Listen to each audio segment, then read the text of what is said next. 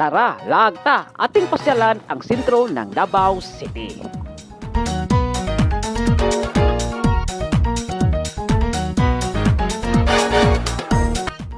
Davao City, isa sa mga cities sa Mindanao na patuloy na umuunlad.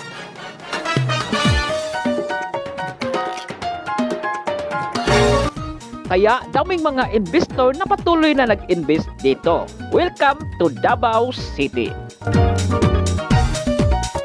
Natin ngayon nga ito na yung kakalabasan. Ito yung Jollibee. So ito pala ay Jollibee na nandito sa may Rojas Centro.